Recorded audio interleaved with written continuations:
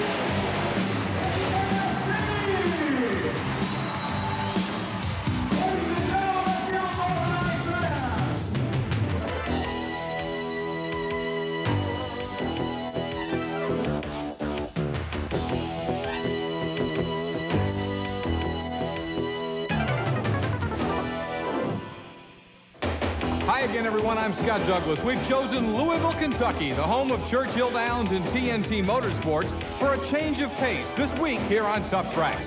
What goes into putting on a monster truck race? We'll show you how this one came together in Freedom Hall, Louisville, Kentucky. The work starts nearly a year in advance at TNT's headquarters, where plans are made for obtaining facilities and dates, advertising, vehicle bookings, track building, tickets, and much more behind the scenes. Tom Carter of TNT Motorsports talks about some of those details. There's more to a TNT event than it's seen on the surface.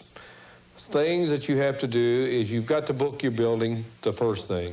And after that, you've got to select competitors for that show.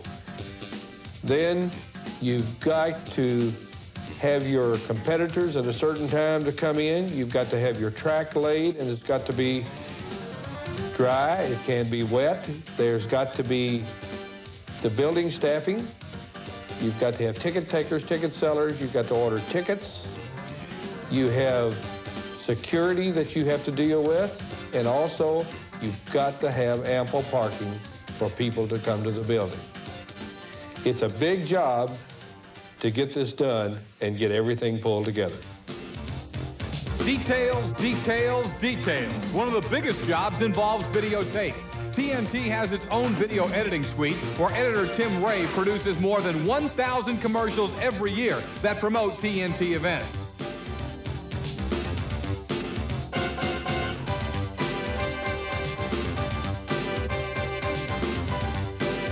TNT owns the most extensive video library in the sport of monster truck racing and truck and tractor pulling.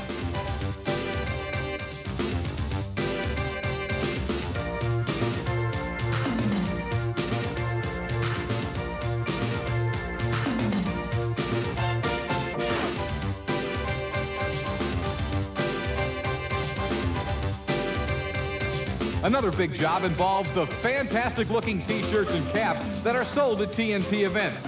Jim Lyon oversees the design, purchase, shipping, and sales of those items.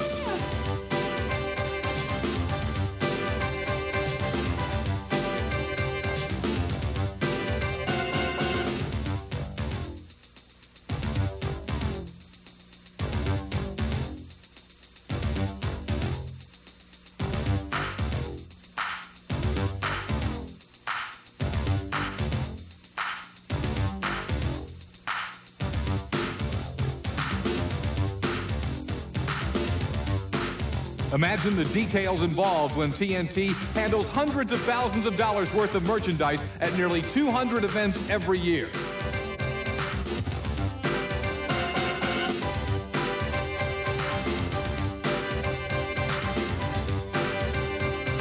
Those T-shirts and caps, as well as TNT track equipment, are shipped to the events by a fleet of TNT vehicles. Making sure all the proper boxes and equipment get on the right trucks is a huge job in itself.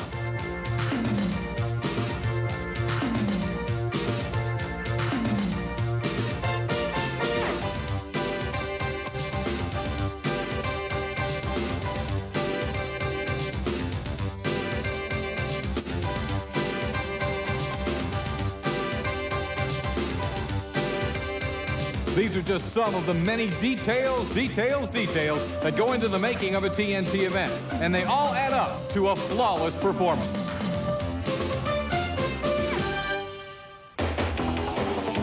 The dirty work, building tracks for the TNT Monster Truck Challenge, is a sophisticated process. Here's the Doctor of Dirt, the King of Junk Cars, TNT's track builder extraordinaire, Alan Jackson. We just call him AJ. Once we get the dirt in, we come back here, and if we've got plenty of room, we leave about 40 feet behind our jump. So we start and measure off, and this is the center of the jump. We put us down a piece of tape, and then we dump the dirt in. So what we do, we put 8 loads of dirt in there. We put 4 behind that center line and 4 in the front, and then we take our dozer and make her jump. We try to make a tabletop jump. We used to make them rounded, and then the monster trucks got used to them being rounded, and they'd start over the jump, and then they'd open them wide open, and it wouldn't slow them down. The ideal for the jump is to slow them down, to keep them from getting up so much speed before they get to the cars. And if the buildings are not real long like this building is, we'd have, say, 30 feet between that jump and the set of the cars. But here, we're giving them 50 foot. And like when we got 30 foot, we would use 9 cars, and if we got 50 foot, we'd use 11 cars, because we know they're going to jump for us. And we like for them to land on the cars before they come off. Those cars are important ingredients to a monster truck racing track. And not just any car will do. They've got to be large enough and sturdy enough to survive 2 or 3 nights of racing by the biggest and strongest monster trucks in the entire world. What we try to do is get big cars like this, and we try to get the cars all with the tires on them. The ideal for that is to keep our cars level. But we've also, when we set them, we've got to take all the air out of the tires, so we flatten the tires. If you didn't flatten the tires, we found out, we did a show up north, when the truck hit, the air in the tires brings them right back up in the air, and it's just like them running over like running on a waterbed or something. It just throws them right up and down.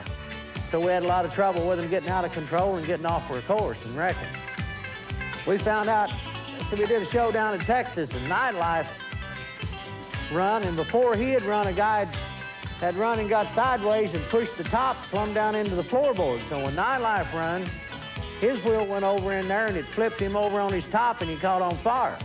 So we decided to try to do something about that to stop it, so we started putting hay in the cars. And here, if you'll notice, we've put garbage bags over the hay, so if the hay busts, we can get the hay out without making a mess in the cars, because once we get rid of these cars, they won't take with the hay in it. And this hay, when the top gets mashed down, it stays kind of level with the top of the doors, makes it the course smoother for them to run on.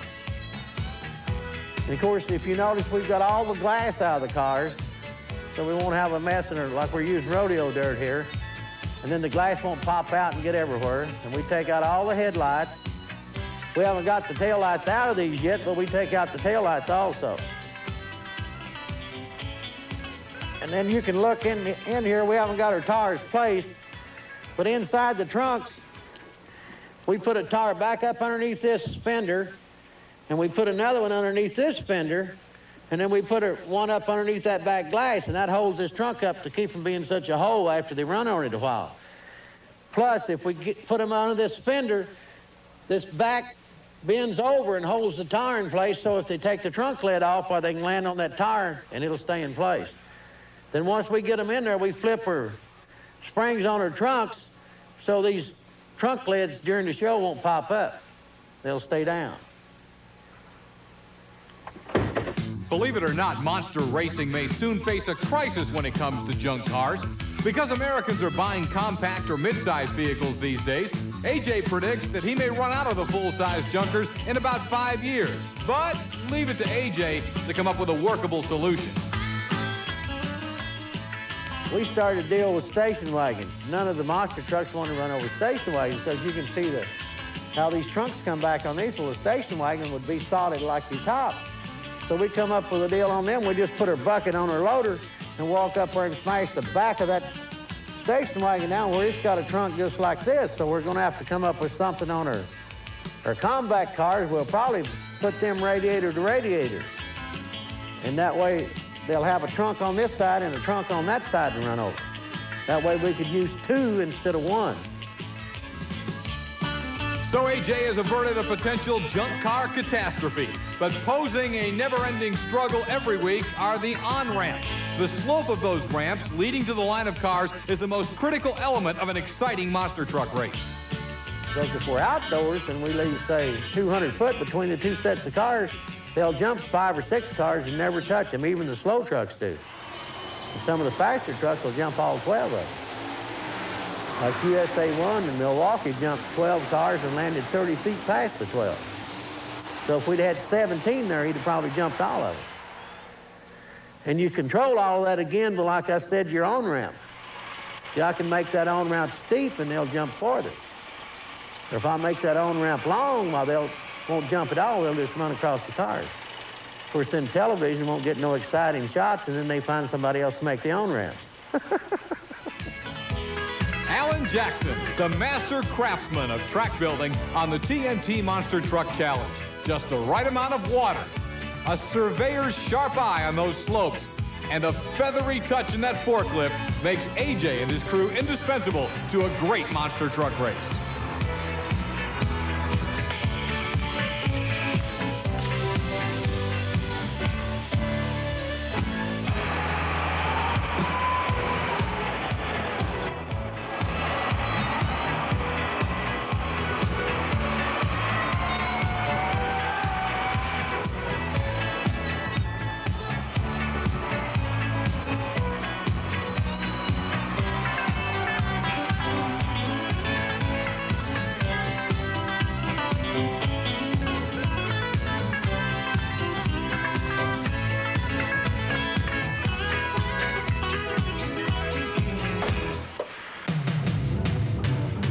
The superstars of monster truck racing call it the long haul.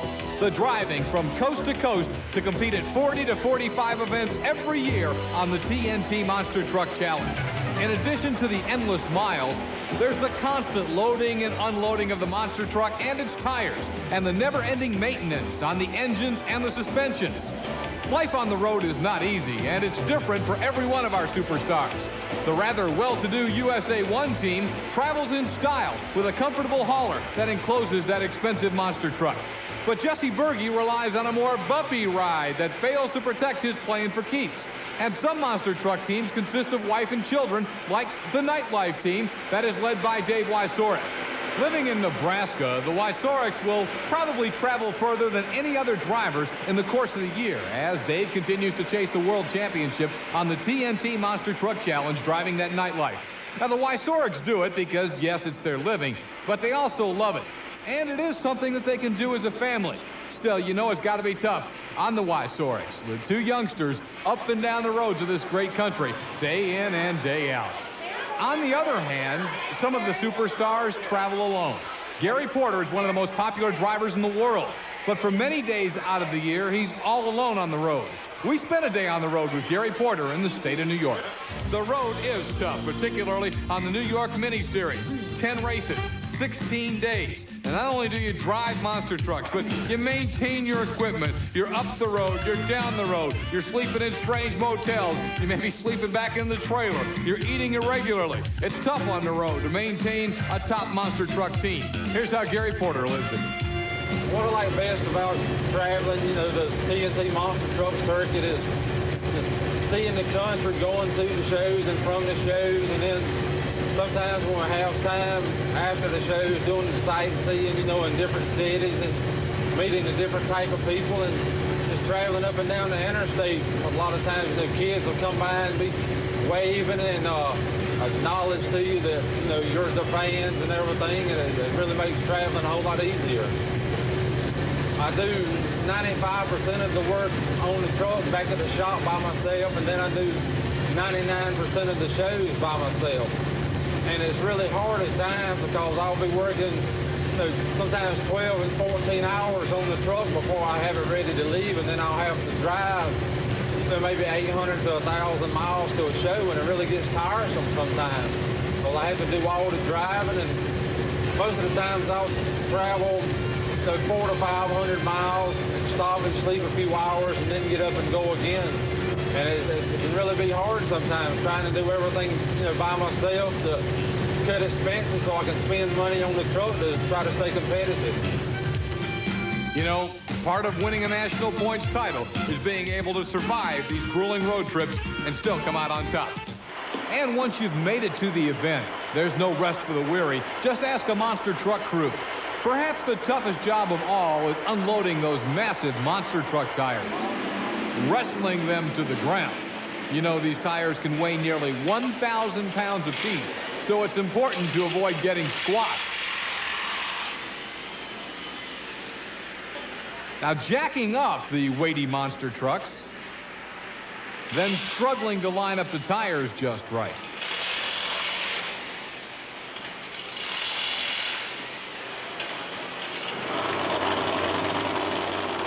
Some trucks have other responsibilities that require loading and unloading several times. In Louisville, Gravedigger is on display at Bob Hook Chevrolet, the local sponsor for the event. All in all, traveling to and preparing trucks for the TNT Monster Truck Challenge is a long haul. Once the Gravedigger gets reloaded, the crew must negotiate around street lights, low-hanging wires and bridges to find their way back to Freedom Hall without taking those big tires off. Now, you know why monster trucks are transported with the smaller tires. Many of the superstars of monster truck racing believe that the most dangerous part of their job, actually racing the monster trucks, is the easiest part. After seeing all the work they do, I think you'll agree.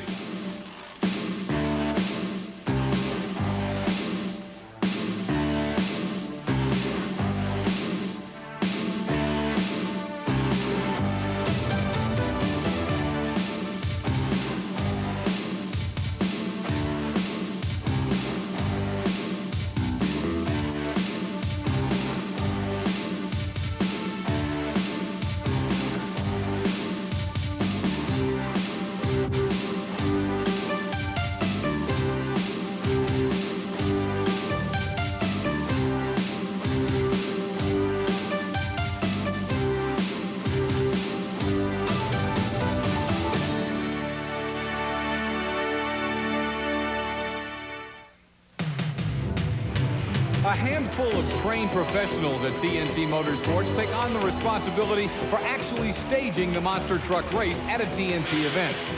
And those duties include registration and inspection of all monster trucks, then working the event at the start and at the finish line. Now, these people control the pace of the show. Right now, registration is taking place. Insurance credentials are checked, entry fees paid, and the appropriate passes are distributed. Then there's a blind draw to determine qualifying position.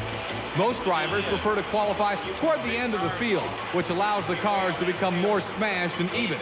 And a late qualifying position is also desirable because drivers want to know how fast to go to be the quick qualifier. The inspection of monster trucks is critical. TNT demands safety in all aspects of its racing, and safety begins with the trucks themselves. Tech inspectors are looking for the appropriate shielding on engine parts that may come apart, especially clutch and flywheel assemblies. Shielding is also important around the transmissions and driveline assemblies. The inspection also looks for proper fuel lines, well-stored and protected batteries, and brakes in perfect working condition. The many shock absorbers on monster trucks are checked for leaks, and truck chassis or frames are closely scrutinized for cracks. And when all of this activity is done, Alan Goss lays down the law for the night of racing at the drivers' meeting. Now, it's much like an umpire meets with the managers at home plate prior to a baseball game. A monster truck drivers meeting is TNT's chance to lay down the ground rules. Every ballpark is different, and so is every monster truck racing facility. All right, put it back on the trailer, you're too light. This course is a little longer than Atlanta. There's no baby bales at the end. There's a big elephant door at the end. First one could get up there if you have to, and let the other one out of the way. No, seriously. Let's stop here, okay? You got 135 feet. Got a lot of shutdown here. Another job for the TNT tech crew is handling the all-important remote control radio kill switches during the race itself. It requires lots of experience, knowing a driver's and truck's habits, and good judgment. Army Armstrong finds out how this sophisticated bit of electronics works.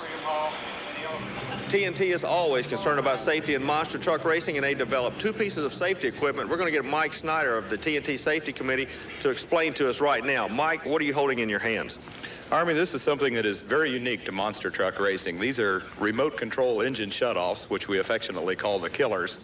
And what this is an electronic switch that we install in the truck just before each run. There's a bracket inside the truck which is similar to a quick mount for a CB radio, something that as you plug the radio in, it hooks up your antenna and all your electrical connections and everything in one shot. They take this box, and the other half of this quick mount bracket is already installed in all the trucks. They take a box, they plug it into the truck. At that point, the box takes over the ignition system of the truck. The other half of the unit, which looks like a walkie-talkie that we stand at the end of the track and hold. And by the way, we have 2 different frequencies of these boxes. For the side-by-side racing, you wouldn't want to shut both trucks off at the same time. Although one may be in a situation where he's a runaway or whatever, and you may have to shut him off, the other truck may be in a situation where he needs power to recover from whatever situation he may be in. So we have 2 different frequencies of these boxes, and I stand at the track with looks like a walkie-talkie in each hand. And if it looks like either truck is either in a bad situation, or the main thing we use these for is if it looks like the truck is heading for the crowd. All I have to do is touch the button on the transmitter, and at that point, the engine's dead. You know, we're really glad to be involved in this sport. As TNT Motorsports, safety is a priority. Part of the excitement of being among the fans at a TNT monster truck race is knowing that the event is being taped for Tough Tracks, TNT's weekly television program. Talented people like our motorsports expert Army Armstrong bring the excitement of TNT Motorsports into your home.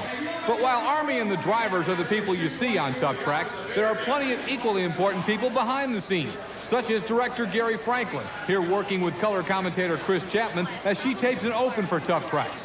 The director's responsibility includes making sure that all of the excitement is captured on tape and coordinating the entire night of shooting. We can do that if we can also get the Gogo interview in at the same time. Yeah, let's get the Gogo thing out of the way. We could always tomorrow do redo it with a different crowd in the quarterfinal. We're done with this. Yeah, let's go.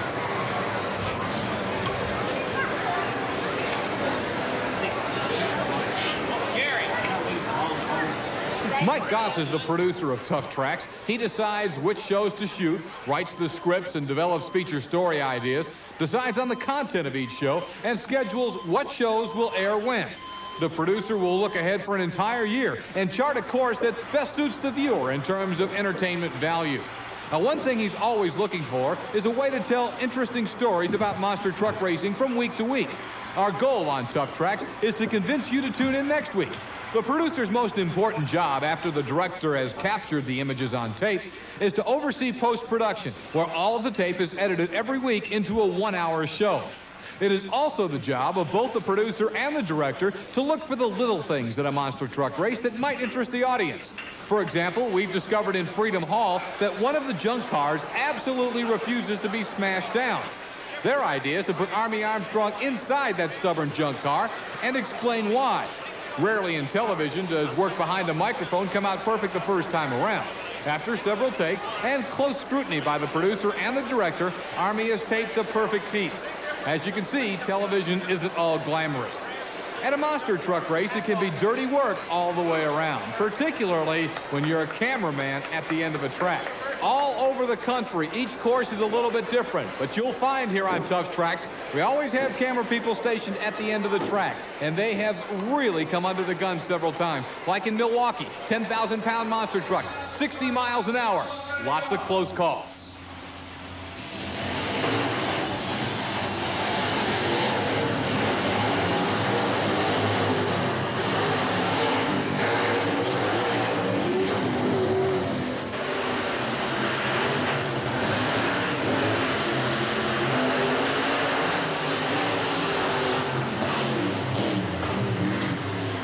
Would you stand in Gravedigger's way? Smart move. Get out of the way. Now for some real fun. Chris and Army are very good at what they do, but here's one of those days. Thanks, Scott. Here's what our pairings look like going into the quarterfinal. Sorry. Slow down, Chris. Thanks, Scott. Here's what our pairings... Thanks, Scott. Here's what our pairings look like going into the quarterfinal matchups. We have USA 1, who got a bye round in the first round. Can I have just another second and look at these? Thanks, Scott. Here's what our pairings look like going into the quarterfinal round. We have USA 1, who had a bye run in the first round, facing off with Mad Dog. And then it's Jersey Outlaw, who beat the local favorite in the... Thanks, Scott. Here's what our roundup... This is not that hard, Chapman. Do it. Okay. Thanks, Scott. Here's what our matchups look like going into the quarterfinal matchups. That's not... That's... Rolling. Anytime, Army. This question of the week about the take two again. Ready? Still rolling? Yeah. This question of the week about the Redman TNT All-American Pulling Series comes from Joseph Theroholt. Therio. It's rolling. It's not too high. Theroholt? Therio. Therio. Take 27. With Kathy. Therio. Anytime. It's time for the big show to begin in Freedom Hall in Louisville, Kentucky. The fans are lined up nearly into the parking lot waiting to buy tickets. And the prices are reasonable enough at a TNT event so that the entire family can enjoy the best in motorsports entertainment. One of the first attractions inside is the souvenir table. Now there you can find high-quality t-shirts and ball caps depicting your favorite monster truck. There's a souvenir program as well. Those t-shirts and caps are something a fan can wear for a long time and boast to his friends that he saw the superstars of monster truck racing live. We asked souvenir sales manager Scott Decker when he's busiest during a TNT monster truck race and what items are hot. Here's what Scott had to say. That's large. Stay busy until the show starts. Slacks off because of the interest inside. Intermission is good and the way out's good. While the show's going on, all the attention's inside the arena. Yeah, the neons, we got into those this summer. They did real well. I think that that's going to be the coming thing for the next year is the neon, the hot pink, especially in the lime green. But the neons go over real well. Plus, some of the monster trucks, you know, have the nice flashy graphics, so people like that. You know, TNT Motorsports has been an innovator in many ways, and, you know, with all the technological advances, this has to be one of my personal favorite innovations.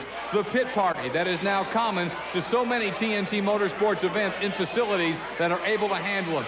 There's Dennis Anderson, the gravedigger, with some young fans right there signing autographs. And it's a chance for the youngsters from age 2 to 102 to get to meet their favorite monster truck stars, to get an autograph and talk about the superstars of monster truck racing, the great trucks. And, of course, people love to get up there and get pictures made next to the tires. A guy like Mike Wine or John Kwasniewski always loves taking some time to talk to the fans. And that's what makes it such a neat rapport that monster truck racers have with their fans. Kid Rarig explaining there. And here you see Bennett Clark with some fans in Louisville at the pit party getting ready.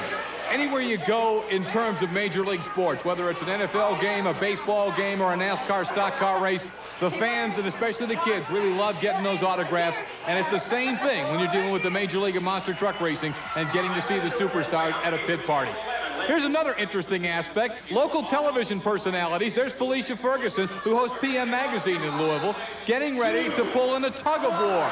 Now, there is actually a couple of fans who just came out to watch the monster trucks who have been teamed with either the TV side here or a bunch of radio disc jockeys. They're in a tug-of-war. The winner is going to get a trip to Hawaii. Can you believe it? One of the most important people at a monster truck race is the track announcer. He's entertaining and informative, and in Louisville, it's a 10-year veteran, the one and only Butch Krieger. Up next, the man has been driving the Ford known as the Jersey Outlaw. The truck owned by Nick Rossi, and the gentleman is out of Pennsauken, New Jersey. Ladies and gentlemen, Atlanta a couple weeks ago, you Ford fans would have been proud of this guy, because he was really up against everybody in there. Let's give a nice little welcome to Mr. Mike Wine, ladies and gentlemen, the Jersey Outlaw, right there. Now, sometimes the track announcer gets even more excited than the crowd, like Butch did on a previous night of racing when Gravedigger reached for the sky.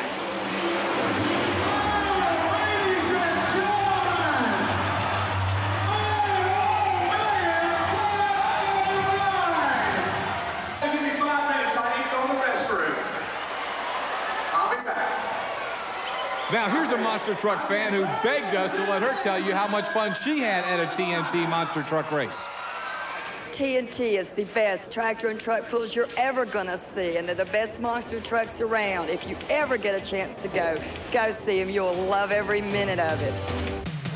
We call them the second string, the additional entertainment at a TNT Motorsports event that fills in some of the gaps while the big stars, the monster trucks, cool down for the next round of racing. Our first substitute off the bench is Gogo the Gorilla, TNT's official mascot, who is arriving in style in Freedom Hall. Gogo is loved by children of all ages because of his lively antics. His favorite skit is to show the audience some of his walks that he collects from all across the country. Chris Chapman spends time with track announcer Butch Krieger and Gogo. A major attraction at every TNT Motorsport event is Gogo the Gorilla. And with me now is Gogo the Gorilla, but I need to explain something to you. Gogo doesn't talk, but Butch Krieger, who is also the TNT track announcer, talks for Gogo. Butch, tell me, what kind of program do you and Gogo have at all these events? Well, Gogo was created originally more or less to kind of entertain the crowd when things are down and so forth in between, and to be a second show more or less during the evening. So Gogo and I have been bosom buddies for many, many years on the circuit. We have been working together, but his main function is to be a comedian, more or less, and have a good time with the crowd. And as I said before, I speak for Gogo. Gogo and I have our own language, a lot of it being through signs and of just moving head and hand signs and so forth, which we've done for years. Now let's talk about that. How can you keep in constant contact? Obviously, you're in the announcer's booth and he's on the floor. How do you all work that? We generally sit down and I try to explain to him before the program starts what we want to do for the evening. We try to work out something, and generally we know more or less during the night what's going to be happening. And of course, in most of the arenas that we work in the sound systems well enough, when I call Gogo's name, he hears me without any problem at all. Well, I tell you what, Butch, I've always liked a man in first, so if you could hold this, I think Sure, I'll be more than happy to. Come on, Gogo, let's go. I kind of like him.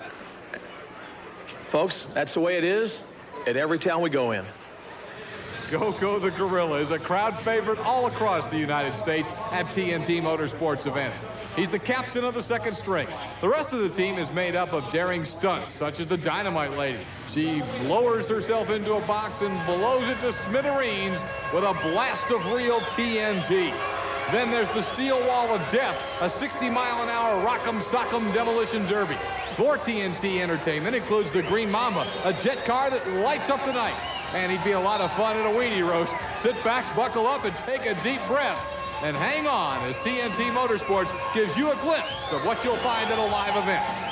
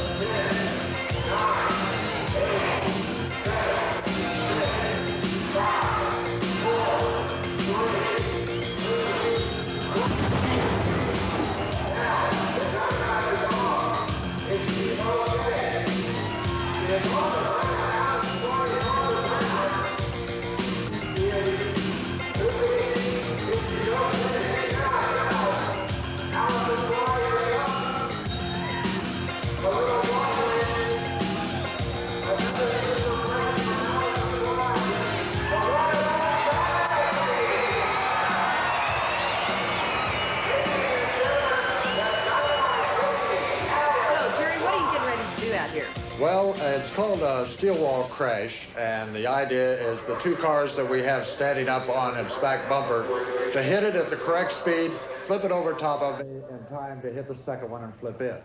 Have you ever been hurt? It sounds kind of dangerous. Well, several times, and we have a problem here tonight with the fact that the second car does not have a motor in it to make it flip, so I may end up as wearing it for a bow tie before it's over.